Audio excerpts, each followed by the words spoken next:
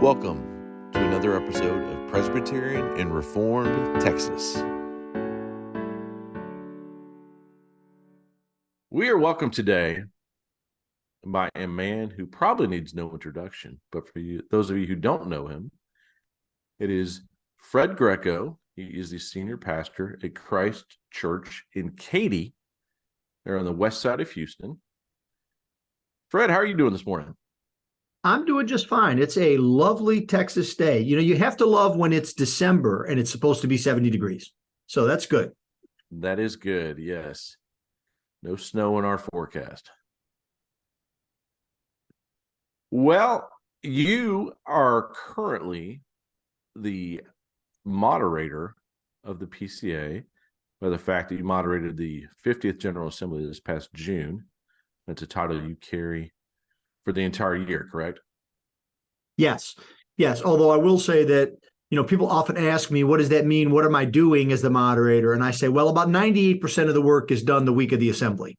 So I have some small duties and things I'm following up on, but the vast bulk of it is that week. Very good.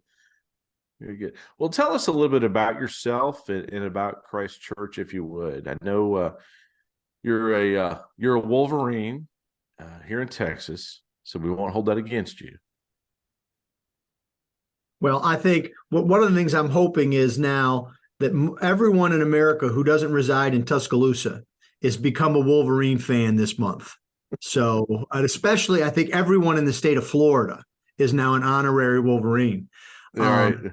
Yes, but so I was, there's a reason why I like 70 degrees in December. I was born in Niagara Falls, New York, and lived most of my early life in the Buffalo area.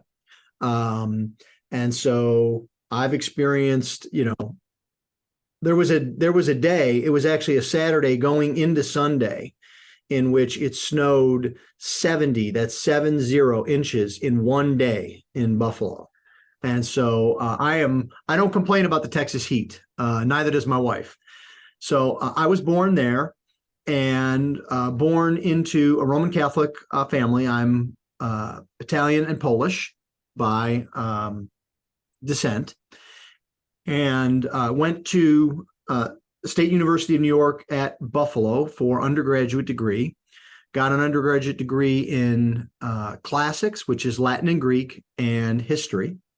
And what you do with a degree like that is you go to graduate school, because that's pretty much it. You're either an academic or I could have taught high school or something like that. But went to graduate school at the University of Chicago, spent 2 years in the early 90s on the south side of Chicago, and enjoyed my time there. Decided partway through that I did not want to be an academic. I didn't want to be in the academy the rest of my life. Now, part of that is classics is a smaller field than, say, engineering or English or something like that. And so I had these great fears that, I would graduate with a PhD and there'd be one job available in like rural South Dakota or something like that. And that's where I would have to live the rest of my life. That's not really true, but I didn't want to do the academic thing. So I took what's called a terminal master's. That is, when you're in a PhD program, you get the master's a couple of years in, and then you continue on to do your thesis and et cetera and get the PhD. And I decided that I wanted to go to law school and be a lawyer. I was involved in a debating society at the University of Chicago with some men who you wouldn't know their names, but one was a state senator at some point afterwards was a state senator in Washington. One was actually the general counsel of Facebook, and some really bright minds at University of Chicago Law. And that convinced me that I thought that's what I wanted to do. Mm-hmm. And so then I went to Michigan, and that's my Michigan connection. I spent 3 years in the mid 90s in Michigan. And in addition to learning about torts and contracts and all of that, I was every Saturday a part of the biggest crowd watching a football game in the United States that week at the Big House. And in the summer of 95, I was working for a law firm in Buffalo, and I met my wife She is also from the Buffalo area, from a place called Lancaster, not Lancaster, PA, but Lancaster, New York. And we met, and eventually I proposed, and she accepted. So that was good. I didn't have to have a substitute motion or amend the motion. It was just, it went right through. And then when I graduated in '96 from Michigan, we moved to Cleveland, Ohio, where I started work with a law firm in corporate law. And most people don't understand that there's all different kinds of lawyers. There's, the typical lawyers that you see in the courtroom making motions and speeches, and there are criminal lawyers, and there are tax lawyers, and there are wills and estates lawyers. I was a corporate lawyer, which meant I spent most of my days talking on speakerphone to other parties. And one of my claims to fame, Eric, is that I have never technically been in a courtroom. I had one time to go to court because of bankruptcy, that I helped the sale of the company out of bankruptcy. And the litigator said, you need to come to court in case the judge asks if the transaction was completed, then you have to stand up and say yes. And I said, absolutely. But the judge didn't ask, so I didn't have to go on the other side of the swinging doors. And so my record is intact. I never had to be in a court. Not yet anyway, right? That's right. That's right. So I practiced law in Cleveland with two firms, a large firm and then a smaller firm. And my wife and I were members of Grace PCA in Hudson, Ohio. Some folks might know the pastor of that church now. The pastor of that church is Rhett Dodson. And I was, after a couple of years, at the ripe old age of 27, elected to be a ruling elder in that church, eventually became clerk of session. That was then in what is now still called Great Lakes Presbytery, but now Great Lakes Presbytery is basically Michigan. Back then it was all of Michigan, most of Ohio, all of Indiana, and all of Kentucky. It was really large presbytery. And now it's like there's Ohio, Columbus Metro, Central Indiana, Great Lakes, Ohio Valley. I mean, there's a whole bunch of presbyteries up there now. I start to think about stuff like this, Eric, and I realize how old I am, because this was like almost 30 years ago. Right. Yeah. So we were very involved in that church. My wife is very passionate about missions. She spent a couple of years as a missionary in Japan before we met. And in really all the churches and places we've been, she served, including here at Christ Church, on our missions team committee. And so I was an elder, and we were just passionate about the church. We've always been passionate about the church. One of the things that I think has changed in the world, you may have noticed this in your church, folks have babies and the doctors tell them they're not allowed to bring the babies outside the house for like 4 weeks, 6 weeks, 8 weeks.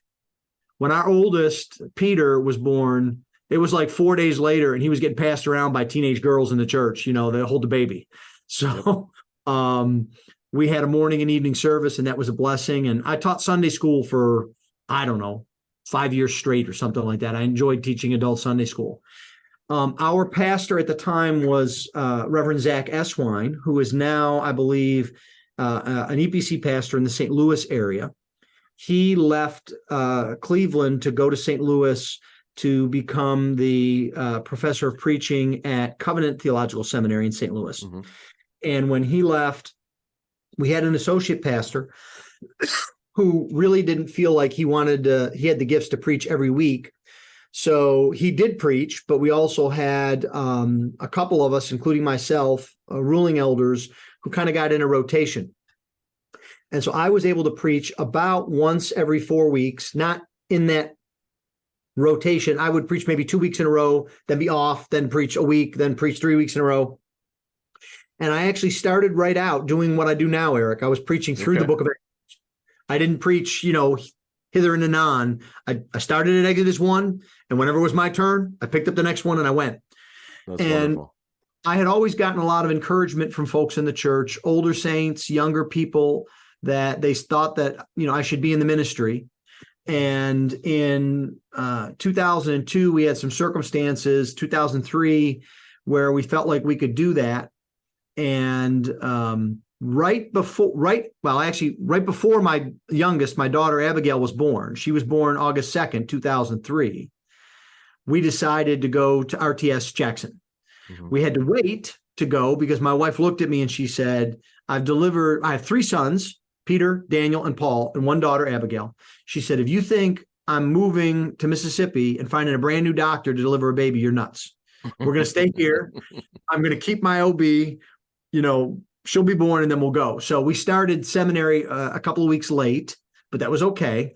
Sold our house, moved to Mississippi. We were there from 03 to 06. I did the MDiv in 3 years, I tell folks, because our family was so stressed with all of this going on, homeschooling, babies, kids. I couldn't afford to take more time. So I just powered through. Right. And in 2006, I received a call to Christ Church. It was interesting. And, when I was in seminary, I knew, because I was in my early to mid 30s, that I wanted to be a preaching pastor. I didn't want to be a staff guy. That's why I was in seminary. Mm-hmm. And so I was the last guy in my class to get a call because, it's easier to get a call as a youth pastor, an assistant pastor, and whatever. Right. I was very narrow in my look, but God was faithful. He brought us to Houston. And I think if I wasn't the first, it was unusual to be a brand new RTS graduate to be called as the senior pastor of a multi-staff church. Some of that was I'd been a ruling elder for about a decade, so I was familiar with the church.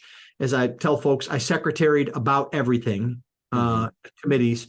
I chaired presbytery committees and general assembly committees, so I had experience as a churchman, not as a pastor per se.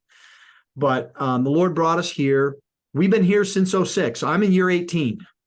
And so all my kids are, I think, consider themselves Texans. My second son, Daniel, lives in College Park, Maryland now with his wife, Cameron. They're expecting our first granddaughter literally any day. That's wonderful. I think technically next week. So they may consider themselves Marylanders now. They are members of Wallace PCA in College Park. But he spent his whole life in Texas and went to a school in Texas, and all of my kids. So, you know how the saying goes, Eric, we weren't native Texans, but we got here as fast as we could. Amen. I'm right there with you. Yeah. So we have just been blessed to be here. The Lord has really blessed us. Christ Church is a great church. When we came in 06, the first week, one of the first things I did was sit on a building committee because they had already bought property, but we were in a building phase.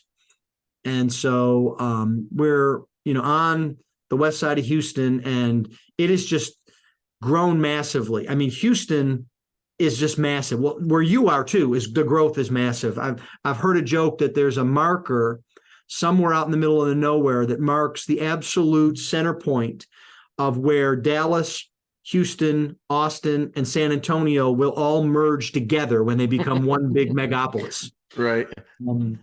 So we've seen the Lord bring, a lot of folks to our church and our area. It's a very, very cosmopolitan area.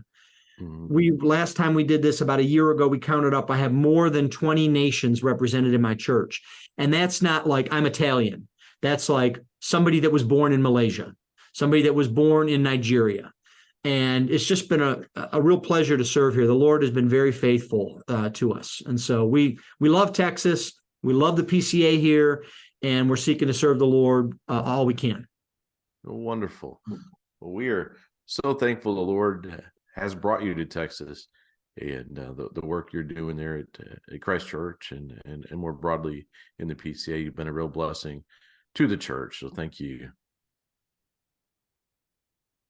One of the things I wanted to talk to you about today was just about the Presbyterian Church as a whole.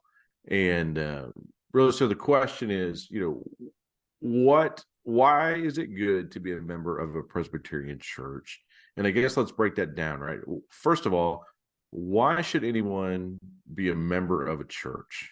What's special about membership? Okay, so just so you know, Eric, you're speaking my love language. Because I'm a polity wonk. I teach polity at RTS, Reformed Theological Seminary, in Birmingham Theological Seminary. I write on that subject, and I just, being a former lawyer, it just, I just drift that way.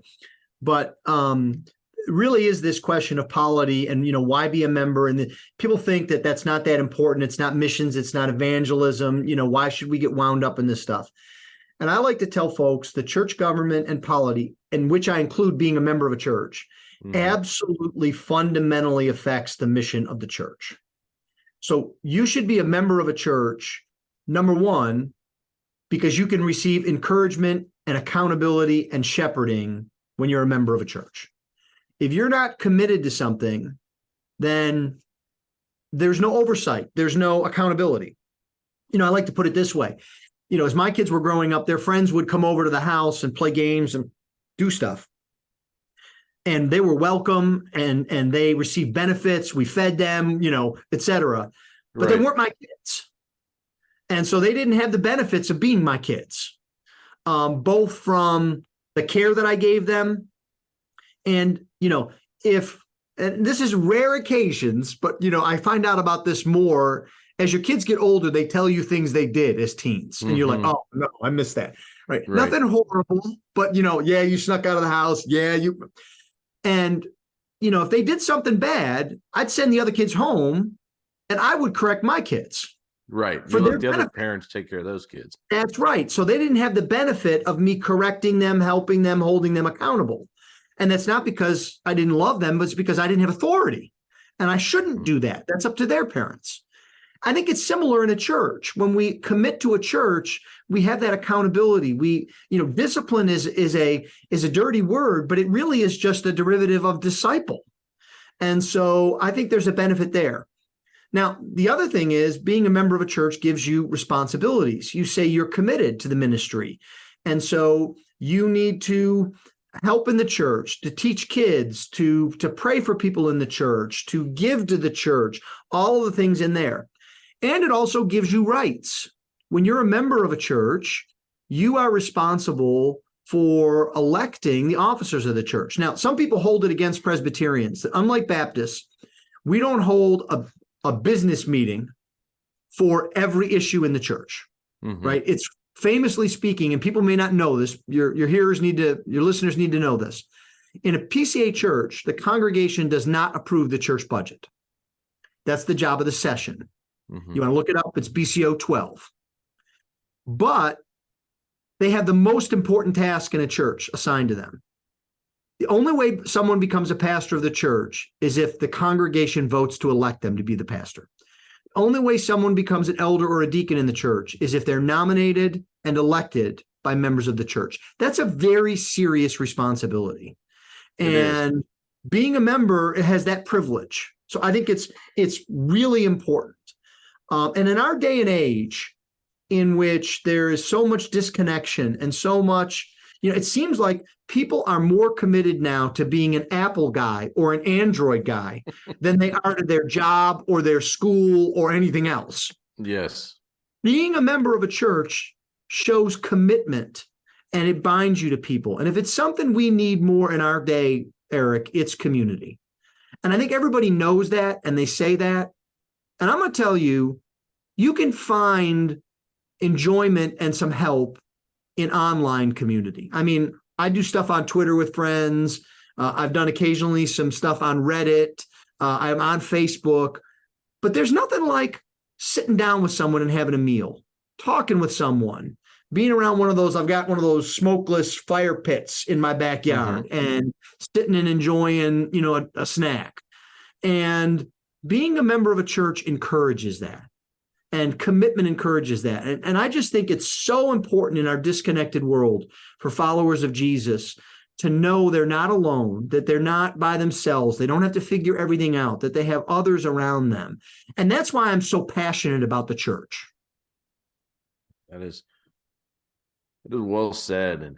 And most recently, in the last episode, we had Mark Trigstead on, and Mark and I were talking about how, people are quick to bemoan no-fault divorce and the problems it's caused, yet we treat the church the same way. The slightest little bit of inconvenience, personal preference, we're going to go out the door and find another church. That's right. And some of it is due to our day and age. So, if you and I were living in the 19th century, first of all, we wouldn't be doing this. Not only not podcast, we wouldn't even be talking on the phone. Right. If we'd have to send each other letters and find a time when, if we wanted to meet in the middle, we would each travel for a couple of days to meet in the middle. We'd meet in Buffalo. That's right. And Texas is big, but it's not that big. It's not as big as the whole United States. But today we can get in our cars and drive past 15 churches. And so if we don't like something that's happening, we just get in our car and we drive and we go. And I think there are good reasons at times for transferring from one church to another, but we've become a little bit flippant about that. There's an old saying in kind of polity circles that says that there should be 3 ways to leave a church. You can die, you could be excommunicated, or you could transfer. Mm-hmm. And one of the sad things about our day and age is we have become most common that 4th way, and that is that we're in the wind.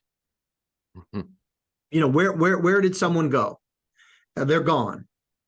So much so that our book has a provision for what do you do with a church member that you can't get in touch with and hasn't been in church for a year. And so I think it's been made easier by our culture. And so we need to be countercultural in that way. We need to be countercultural, committed, community people. No, well said. Well said. So you mentioned earlier, like me, were born into a Roman Catholic family. Obviously has a very different idea of church polity. Give us just a brief overview, if you would, of the 3 main church models of government. So there are 3 main models. There's, of course, Presbyterianism, Congregationalism, and Episcopalianism. And those are models of government. So, for example, Congregationalism is the form of government used by every Baptist church, Reformed Baptist churches, Arminian Baptist churches, Southern Baptist churches, any of those kind of churches. All of the 22,000 flavors of non-denominational churches. Yes. So, the old joke of what a non-denominational church is, right? It's a Baptist church that doesn't want to admit it. Right. So that is, all the decisions are made at the congregational level. And I joked about the business meeting. All the Baptist pastors I know hate the idea of the constant business meeting. They bemoan having to have a business meeting every month. There's a lot of churches that do that every month.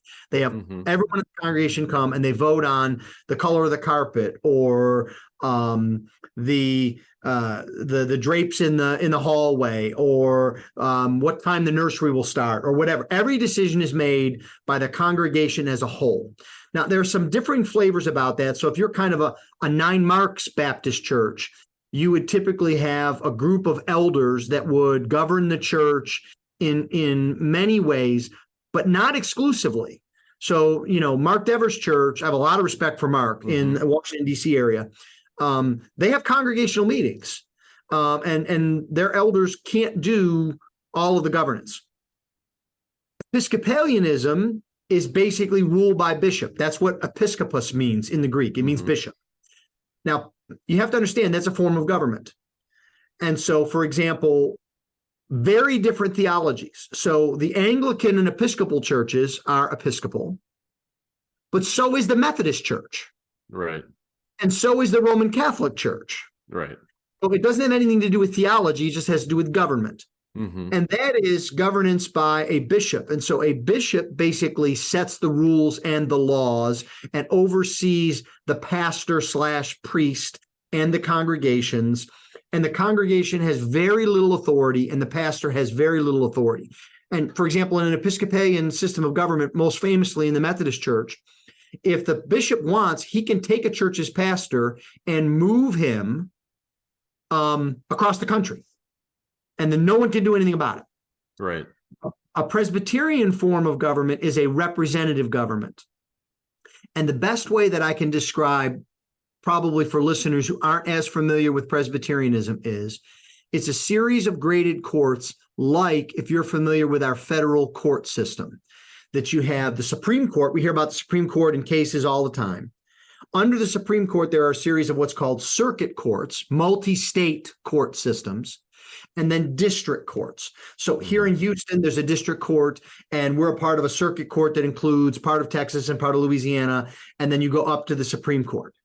And it's representative in the sense that we have elders who govern the church who are elected by the congregation. But there's a very important difference, and I make this point in my church government class. They are representatives not of the people in the congregation, but of Jesus. Right. So the people don't elect elders and say, like, this is very common in our politically charged atmosphere. Someone will be on the campaign trail and there'll be a video moment and someone will walk up and say, hey, you work for me. And in some sense, that's true. Now, senators and congressmen don't act like that, but in some sense, that's true. It's completely not true in Presbyterian church government. The elders work for Jesus.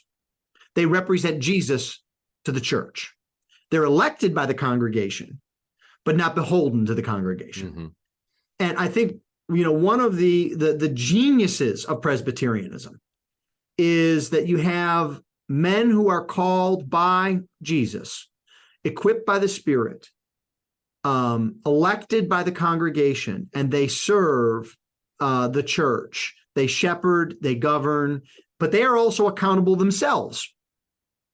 And so I don't want to get into the weeds of our polity, but if you're a church member and your local session, your local group of elders makes a decision that you think is wrong and bad, let's say, for example, they decide one morning, no left-handed people can take communion in this church. Mm-hmm. Okay, that's insane.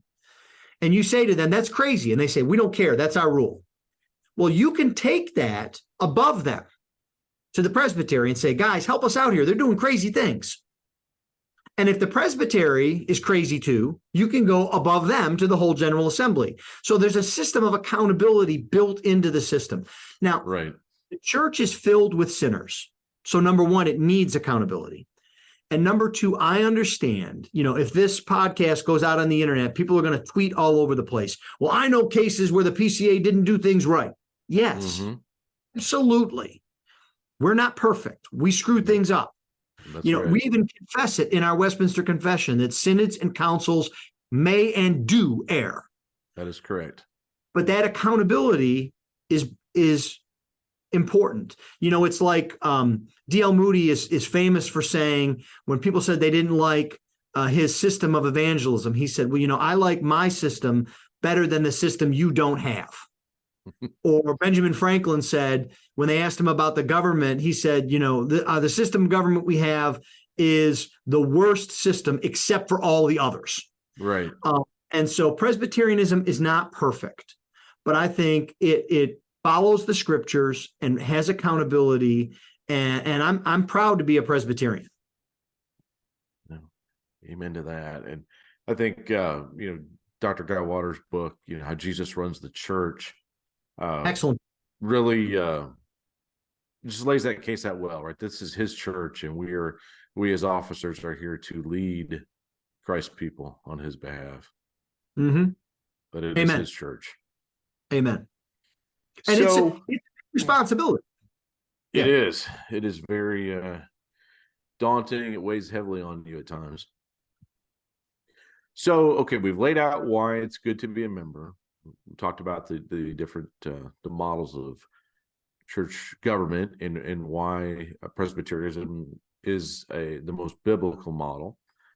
So why should someone who is looking for a church or unsure of the Presbyterian church is right for them, why should they choose a Presbyterian church? And particularly, why conservative confessional churches like the PCA, like the OPC, like the ARP, and our other sister churches in NAPARC?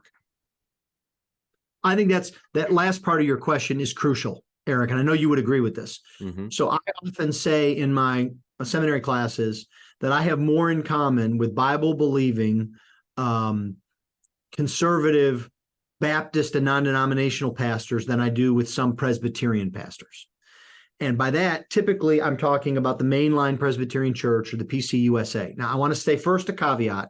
There are believers in the PCA. There are faithful pastors and elders in the PCUSA, but they're in the minority. And in the PCUSA, you don't have to believe that the Bible is the inspired, inerrant word of God to be an officer. You may, but you don't have to. You don't have to believe in the physical resurrection of Christ. You may, but you don't have to. And so I would say someone should choose a Presbyterian church, but first and foremost, they should choose a church that is confessional, that is biblical, and that follows the Lord Jesus Christ. And quite frankly, that's the main draw for people to our church, is we believe, teach, and preach the Bible. And, some of our folks come from PCA churches or other, OPC, ARP, and they come to town. Some of us find us through Ligonier Ministries, which I love, and we are partners with. But in the main, they want to know that we believe the Bible. Now, I believe the Bible teaches Presbyterianism and that form of government and what it does. I believe that the Westminster Confession is a faithful exposition of the Bible. That's why I subscribe to that confession. That's why that confession is important. I think that confession is important because it teaches what's in the Bible. And that's another reason to want to be in a confessional church, because oftentimes you can be in a church that says we believe the Bible, and it takes you 3 years to find out. You believe that? Wow, I didn't know that. In a confessional church, someone comes to my church, they can go online, look at the Westminster Confession, and without even having to ask me, they know what I believe about baptism. They know what I believe about Jesus. They know what I believe about the last judgment. They know what I believe about God, because they can look at it. And I tell people that all the time. So I don't mind them asking me questions. But when you're looking for a church, you want to know that a church follows the Bible. And so you want the church to say that, but you also want the church to confess the Bible. And so that's why I think a confessional church is very important. Now, I also think when you're looking for a church, a confessional, biblical church should also be an evangelistic church. And so not all are. Some churches are kind of wrapped up in themselves. So you've got to ask good questions like, what kind of outreach do you do? Who are your missionaries, etc.? But in the main, if we're following the Bible and following our confessions and catechisms, we're going to have missionaries. We're going to have evangelistic efforts. We're going to preach the gospel. We're going to call people to faith in Jesus Christ. And we're going to do that. We're going to not assume that children are saved just because they're sitting in a church pew. We know there's privileges for children to be in the church. We know that I'm going to cover a lot of ground here that you could fill in the gaps, but that there's a privilege to being baptized, but they still need to close with Christ. And so we need to be pressing the claims of the gospel to our people all the time. And if you are a Christian, you should, one, want to follow Jesus zealously, and two, want other people to know Jesus.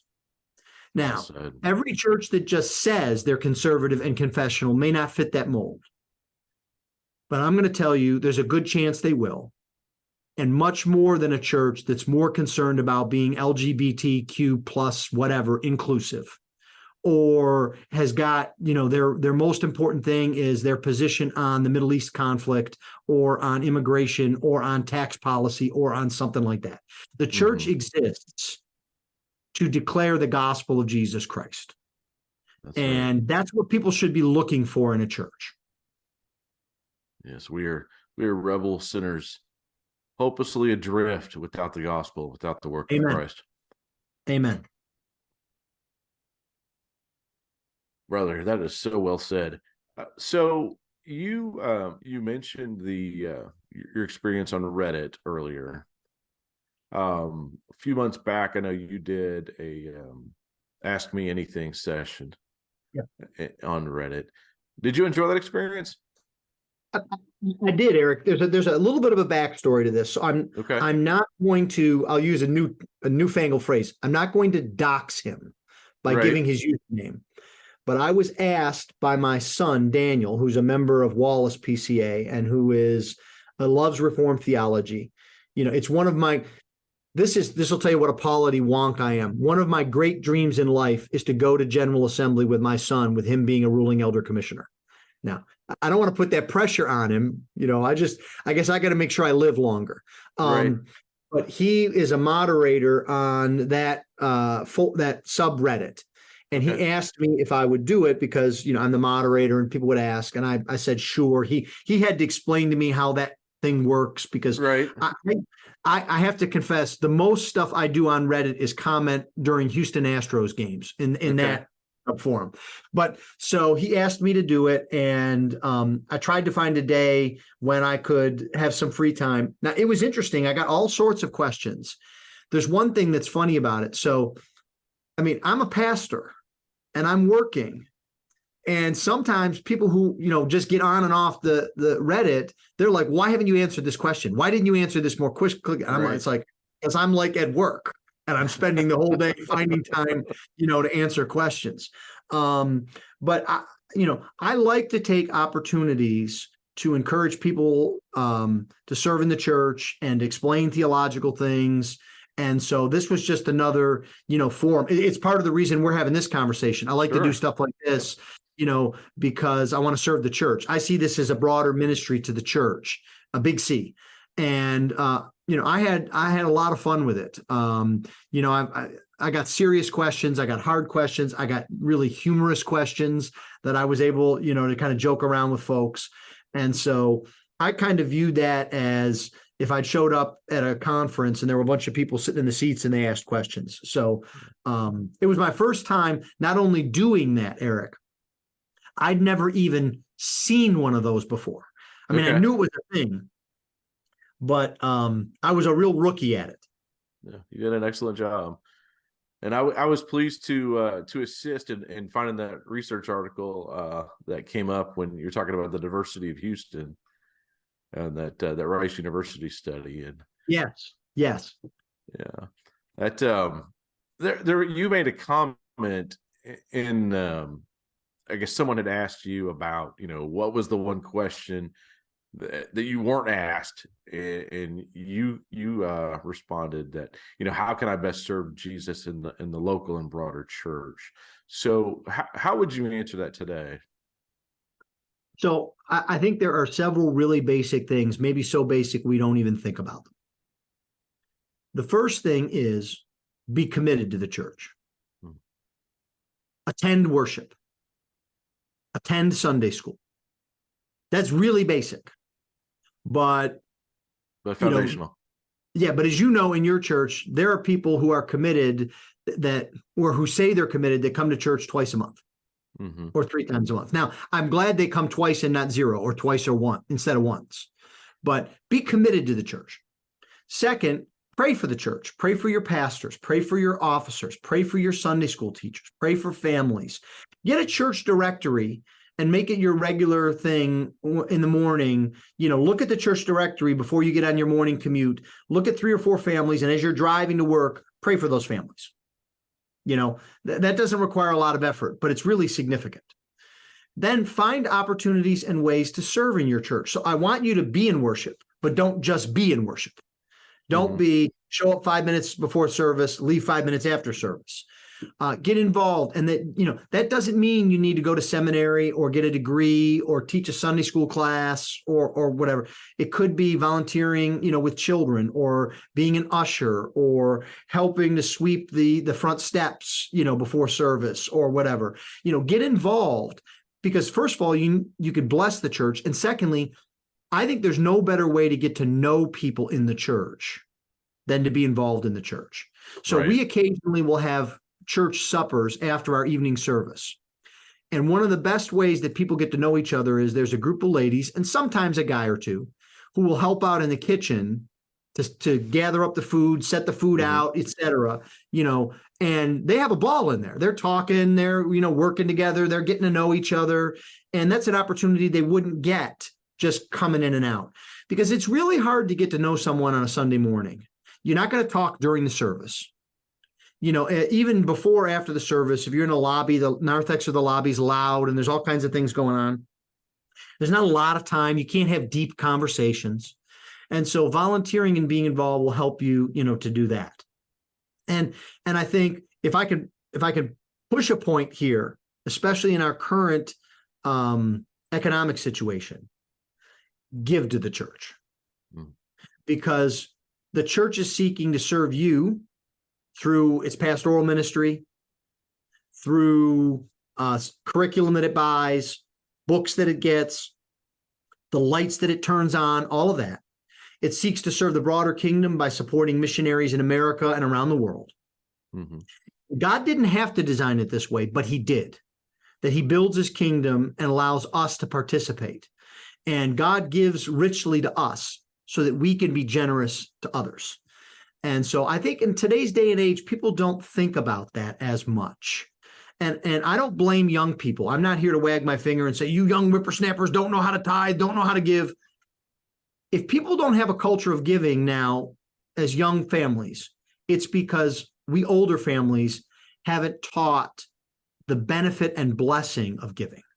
Mm-hmm. We may have taught this is what you do. You have to do this obligation, but we haven't pressed home the benefit and blessing in the kingdom of being generous with our funds. So those are some basic ways, but I think they're really important and fundamental ways to serve in the church.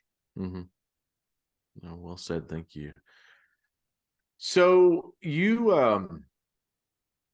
mentioned a couple times teaching classes, teaching polity classes. I know, like you mentioned, you currently have been teaching with Ike Reeder in Birmingham Theological Institute. You have some classes coming up in Texas with RTS, in Houston and in Dallas coming up in January. Yes. Say a little bit about that. Yeah, so Reformed Theological Seminary has campuses across the country. It started in Jackson, but there's one in Charlotte, North Carolina. There's one in Orlando, Florida. And two of their campuses are in Texas, one in Houston and one in Dallas. And I have typically, I stopped my education at my MDiv, my seminary degree. I gave you a little bit of that on the front end. I have a bachelor's, I have a master's, I have a JD, a law degree, I have an MDiv. I have no desire to get a PhD, and my wife has said, you are not permitted to get another degree. You're done. You've used your quota. And so that means teaching at the seminary, I'm limited to practical theology classes. So I couldn't teach the book of Romans because of accrediting agencies. Not because of the seminaries, but because you have to have a doctoral degree in that field to teach an Old Testament or a New Testament class. And so amongst the practical classes I teach are church government or church polity. And I've done it several times in both Houston and Dallas. It's usually an intensive class because it's a 1-credit class. And so I both in January, I'm doing what I normally do, which is teach on a Friday night. It starts at like 5 o'clock or 6 o'clock in the evening and goes till 8 or 9. And then all day Saturday from like 8 a.m. till 4 or 5 p.m. with a break for lunch. And I teach that class. And usually there's seminary students who are seeking to get an MDiv and go into pastoral ministry. Mm-hmm. Oftentimes there are ruling elders and deacons and folks who will either take the class because they're in a master's program or they audit because they want to know more about church government and how to do things. And I teach general principles of church government. You get a much longer version of what I gave you earlier. I also teach about why church government is important and what the Bible says about government in general. I teach why church government is not a first-degree doctrine. It's not the same as the deity of Christ or the Trinity. Mm-hmm. You can be, I joke and I say, my Baptist friends are wrong on church government, but that's okay. And they think I'm wrong. But, if somebody doesn't believe in the Trinity, then they're not a Christian. Right. And so that's a bigger issue. And I think that's important for us to remember that we could disagree about things agreeably. I think it gives me a good chance to do that. I talk about how that operates and what it looks like through our PCA Book of Church Order. And then I try to teach some principles with respect to running meetings and Robert's Rules of Order. And, I have quips that, are helpful. There are people that think they can do things. A famous example is people, if they're in a meeting and they're ready to vote and they're tired of people talking, sometimes people think they can just stand up and yell, I call the question. Right. And that means we have to stop and vote. And it's like, absolutely not true. It's not true. Sometimes people, they want to stand up and say, I have a point of personal privilege. And what that to them means, I've got something on my heart and you need to let me share it with you. Mm-hmm. And I was in a Presbyterian meeting where that happened once. And someone said, I want to make a point of personal privilege. And I was sitting in the gallery. I wasn't moderating. And I just yelled, no. And he was startled and looked at me. And I looked at him and I said, are you hot? Are you cold? Can you hear the speakers? And he was like, yeah, I'm fine. And I said, then you don't have a point of personal privilege. Sit down. And so we joke about things like that and amendments and amendments to amendments, and we have some fun with that. I really enjoy teaching it because I really enjoy spending time with the students. It's a lot of fun. The students ask good questions. I try to, be interactive. I don't just lecture on and on and on for, hours and hours. And the subject leads to questions. Someone will say, well, this happened in my church. What do you think? Or what would you do in this situation? And so it's a lot of fun. And I know RTS, makes it easy for folks to sign up. If you're not even in the a program, a degree program, you can sign up and either get in a program and get credit, or you can audit. And you can do that pretty easily just by going to the RTS website, rts.edu. You'll be seeing in the next few weeks on Facebook and on Twitter my face. Don't be thrown off by that, but you'll see my face with, a blurb about church government and the dates, and maybe, click here to sign up. RTS does a good job of advertising that kind of stuff. So I would love to have folks, if some of your listeners are, officers in a church or Sunday school teachers, and they want to learn more about this. I don't think RTS is going to turn you away if you just say, can I come and sit in the back and listen? Sure. And so I would encourage folks, and if you have questions about the class or what it might be or whatever, you could certainly contact RTS, or you can look me up online. My email's all over online, and you could send me an email. I'll be glad to kind of answer those questions. I really enjoy doing it. I'm going to be doing it kind of marathon, Eric. I've got January 5th and 6th, which is a Friday and Saturday in Houston.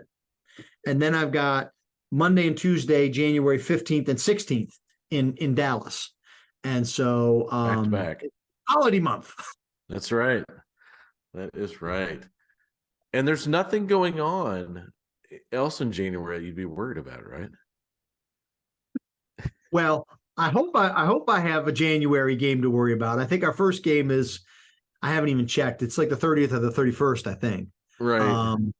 But yes, I hope we're playing in January. No doubt. No doubt. Well, if you have enjoyed listening to Fred Greco talk about Presbyterianism, about being a member of a church, about church polity, I cannot encourage you enough to take one of these two classes. I know I had the privilege a couple of years ago to audit your class at Dallas. And, I was impressed with the number of students that drove over from RTS Jackson for the weekend to take the class with you, because that's when it was available. And I'm sure that, you'll see the same thing in Houston and Dallas again, that students from around the country will come to sit in with you and take that class. And it just cannot encourage anyone who is interested at all in these things to just sit and listen to Fred Greco teach on them, because he knows this material well. He does a wonderful job explaining it. He is more than happy to talk and answer a million questions. And I really don't know how you do all that you do in giving to your family, to Christ Church, the PCA as a whole. I mean, you are a wonderful resource, and we can't thank you enough. Well, I appreciate you having me on, Eric. I appreciate what you're doing here with this podcast, highlighting Presbyterianism in Texas. We need more Presbyterian churches. We do. And so I'm glad that you're doing this. Well, thank you. Thank you very much. Fred Greco, again, is at Christ Church Katy. You can find him on Twitter at Fred Greco. And what's the URL of your church? CCK for Christ Church Katy, PCA, like the denomination, .org. Okay. We'll have all that in the show notes, along with links to the class at RTS and some other things about Fred, and some of the things we've touched on today. I'll link to his Reddit Ask Me Anything thread, and if you want to go peruse that and bring something back and ask him a new question. I'm sure he'd be happy to answer that. But with that said, we are going to close and say that thank you for listening. And again, I'm Eric Wallace at eCross Texas on Twitter. And you can find our podcast at reformtexas.com. Thank you all and have a great day. In proud Presbyterian, very strong polity. Now I can't forget the man who wrote the BCOs for me. So I stand up at the bar now proudly, yeah. God bless the PCA.